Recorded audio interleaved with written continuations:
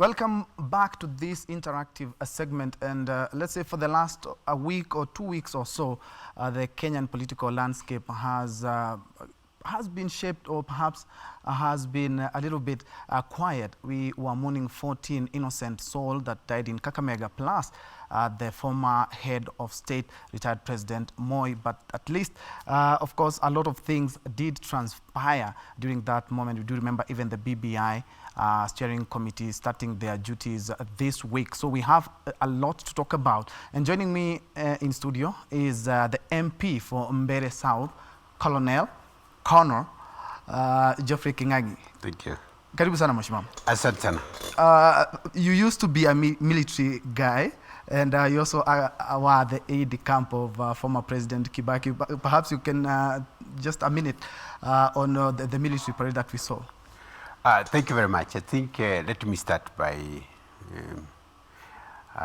giving my belated condolences to the family and to the country. Yes. For the passing on of the former President Daniel Moi. Yes. And I've had a lot of accolades and things said about President Moi. Coming from the security sector, yes, I would like to say that it was during his tenure that particularly the military expanded manifold. I think he started with something like 2-3 brigades. Yes. And by today we have 2 divisions. I mean, we're talking about 12 brigades. Yes. You're talking about a multiplication of about 3 or 4 times the size of the military. It also expanded in terms of training, yes, and specialization. Yes. It also became the ambassadors of Kenya in terms of peacekeeping and whatever, peacekeeping, peace support missions all over the world. Yes. And Kenya became known as a contributor for peacekeeping forces and became actually the leader, the pathfinder for Africa. Yes. For the region and Africa. Yes. For militaries of Africa to start participating in peacekeeping missions. Yes. And I think it's always good to recognize where good things have happened. Indeed. The same expression was in the police and also other sectors of the security. Yes. So now back to the parade. Indeed. I think it was spectacular, it was befitting, and in a way it goes to demonstrate the professionalism of our military. Yes. Everything went from step to step without any hitch. Yes. They were there, well dressed up, well turned out, and everything went perfect. So I think that is why they say military precision. Because of the interest of time, kindly allow me to perhaps touch on your constituency, Mbeere South. Yes. It's one of the constituencies that was hit by the desert locust menace. Kindly touch on that. Yes, we got invasion of desert locusts, yes, from beginning of the 24th of January. Yes. The first swarm, it came, and I want to thank the constituents because they came up and the social media came alive. Yes. We reported the government, and we were actually able to stop the first swarm. And may I say that they were even gray, black and gray. This time around, 3 days later, 3 days ago, we got another swarm of locusts, and this time they're yellow. Yes, I've seen them on social media. Yes, yes, yes. And as we talk now, 4 out of 5 wards in my constituency are covered by locusts. Have you been, the current situation, have you been perhaps, are you happy with the efforts that are currently underway as we speak? Because no. I did see on social media, Mbeere South, which happens to be in Embu County, a lot of desert locusts. I am not at all convinced that the government is giving the seriousness that it deserves, this issue. Firstly, the warnings started coming up as early as last year, October, November. And the crossing into Kenya happened around after Christmas, around 28th. Yes. And All that time, it's only January that we started hearing about spraying. All that time, there was no action. Apart from the action, there was no warning. There was no disaster preparedness. People are not told what to expect. It's only that when suddenly, when they arrived in Mbeere, I was not even aware.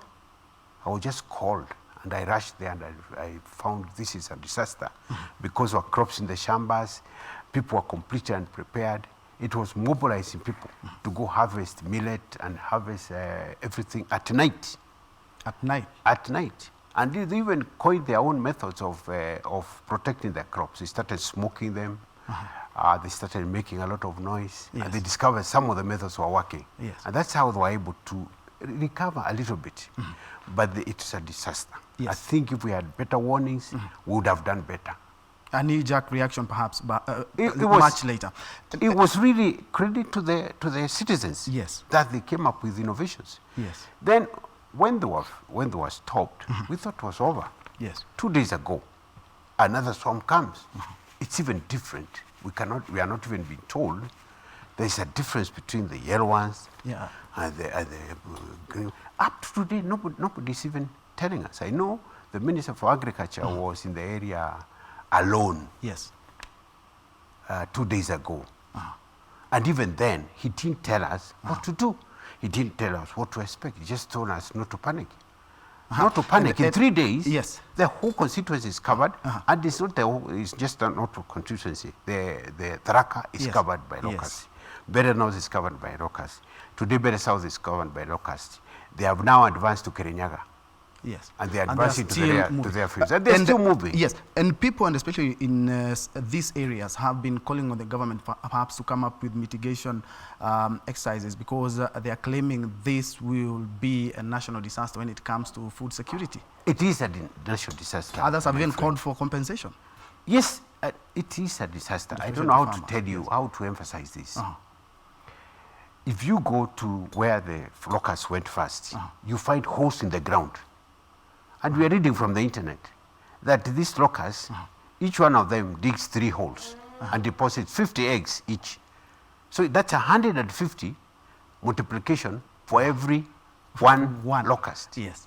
There was a sum of 8 million times 150. I mean, you're talking about of, biblical proportion. These biblical proportions, and, and we're looking at in 2-3 weeks. Yes. So that in March, April, now we'll see the real deal. Okay. That the whole place will be covered. So that will be fine time. Nobody's telling us this. Yes. We're just getting it from the internet. Yes. We're very disappointed, to be honest. As a leader, what would you want done? Because as you have said, the minister has been there. Of course, several agencies have been working day in, day out, but the problem seems to be escalating. Number one, yes, I think from the president, they need to come up and declare a national disaster on the locusts. The ones we are told, the yellow ones, are on their way dying. That's why they are now reproducing and then they die. But in 2 weeks' time, new hoppers will start emerging from the ground, 100 times more than what was there. They are not preparing us. They are not telling us. We are reading from the media. They should be telling us and telling us what to do. Yes. The people of Mbeere are preparing for the planting season. season. Yes. Just imagine that you plant, and as crops are coming up, the hoppers are also coming up, and then they devour everything. Yes. Completely unprepared. I cannot understand all this. This is a national disaster. It should be declared a national disaster. There should be preparedness in terms of food aid, in terms of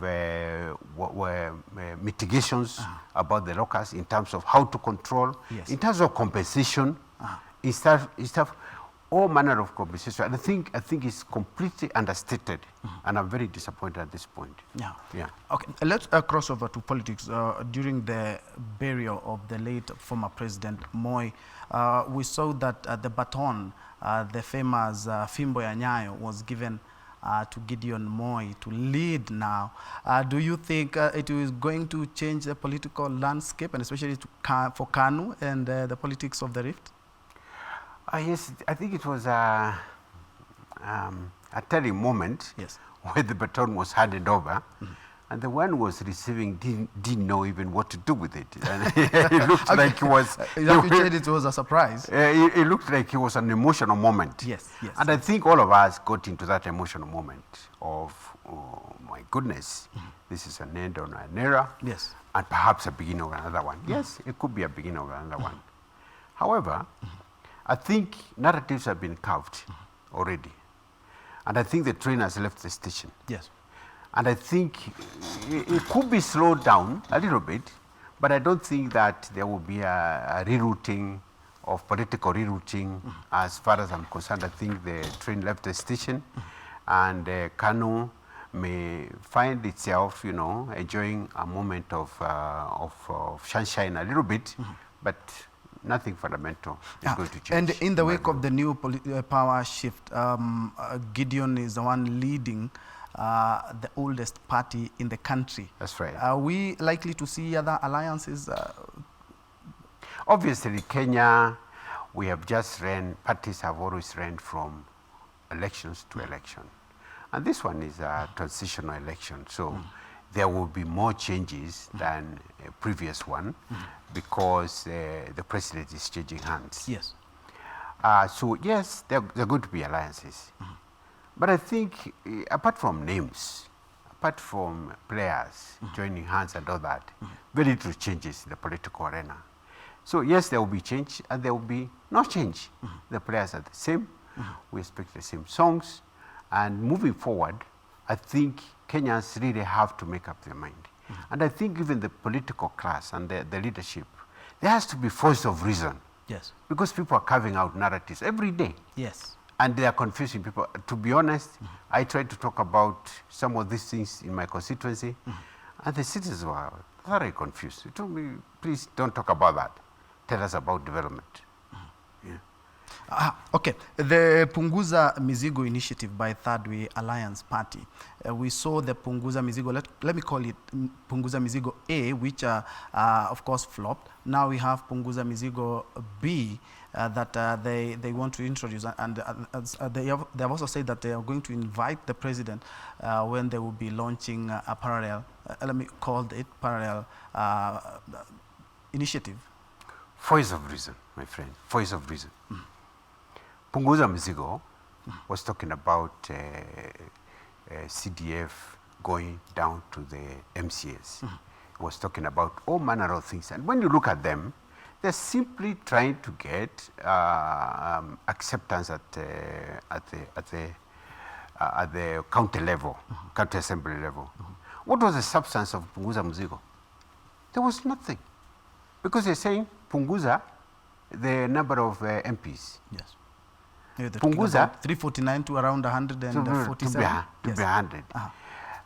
Punguza the number of counties. Yes. I think. Punguza this, Punguza the other. You are Punguzaing the total budget, country budget that is taken up by Parliament. Salaries and all is only 1%. So even if you Punguza and half of that, it was 0.05%. Yes. Of the Mzigo. It's just like a donkey, okay, food mechoka, but what is the point going to all this exercise to remove one glass of water?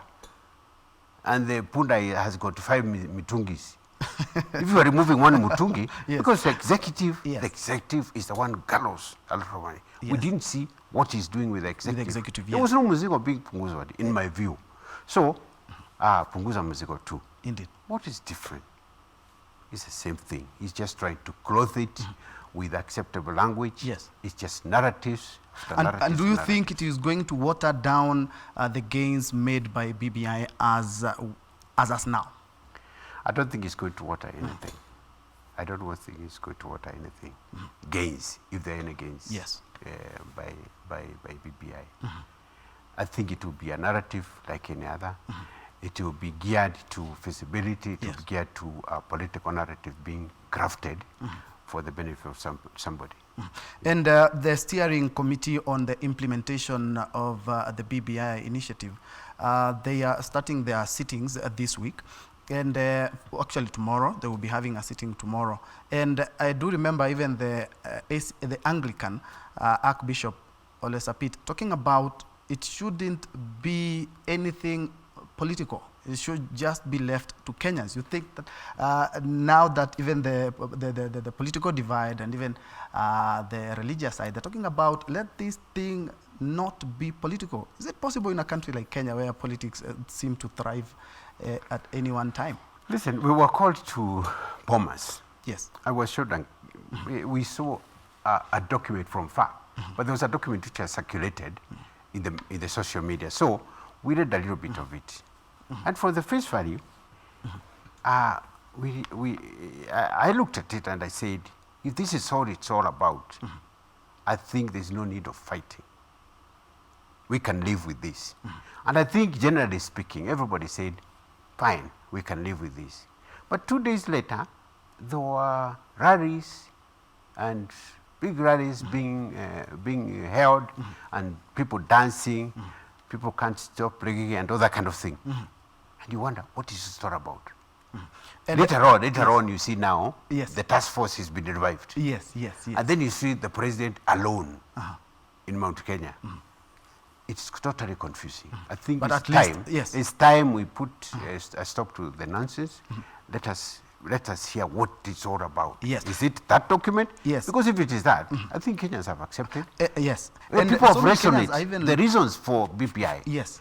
Which the president stated out. Yes. Nobody wants post-election violence. Yes. Nobody wants pre-election violence or election violence or whatever kind of violence. People want peace. People want the winner to be announced and the correct winner to be announced. Yes. Everybody agrees and resonates with the reasons given by the president. The rest of the narratives are completely confusing people. Somebody has to arrest this situation and put us back on track. Of course, all eyes on the steering committee. We are hoping that it will not be interfered to by the politicians. And talking of BBI, as we wind up, you always travel to your constituency, Mbeere South. Yes. Kono. Has it really reached the grassroots? Let me tell you. Yes. To be very honest, I tried to talk about BBI. And what I said is, as far as I'm concerned, BBI, generally speaking, is a good document. I was not allowed by the citizens to go beyond that. They completely refused. They said, where is it? What is it? What does it contain? So some parts, some have read, some have not yet read, right? Nobody has read. Oh, at least that's a I screamed a bit of it, but I've not read, really, to be honest. But perhaps the radio, the television, are they helping out? No. The media? No. Okay, indeed. People are speculating because they are not helping because people are speculating that there will be a third level of government. Yes. Which I didn't see that document. They're speculating. I think it's a problem that should be addressed. It's not you're not the first leader that I've had talking about some parts of his our own constituency have not had an opportunity to get it, but at least the BBI task force should find a microphone and talk to us. People. Yes. Talk to Kenyans. They can even set a day and just read page by page by page. Yes. And then give us copies. Then we'll be able to engage. Indeed. We don't even know what we're discussing. I'm hoping that will be done because we have time. And unfortunately, we don't have time for more, perhaps your final word as we wind up. My final word is that Kenyans, they should realize that at the end of the day, they will elect their own president. Yes. And I think that has been retained in the document that I've seen, and I hope it will be retained that they were elected. Having said that, the other narratives, I think, are people posturing to take advantage of the whole movement. They should just see it as that and remain calm. And I ask the government, please deliver services. Yes. People are crying for services. I am crying for somebody to come and remove the locusts from my area. Indeed. I am crying for somebody to tell me what to do with the eggs that they have laid. Yes, I guess the big problem. Yeah. Yes, thank you so much for making time for us, Mr. Geoffrey Kingagi. Thank you. Who is the Member of Parliament for Mbeere South, Colonel Geoffrey Kingagi. It's trying to put into perspective some of the issues the country has been undergoing in the last 1 or 2 weeks, and mostly state of politics in the country. That is perspective for this week. Thank you for watching. More news coming up next. The business is coming up next. And I'm Ben Troy Njue. Fiona Shuru will handle the business.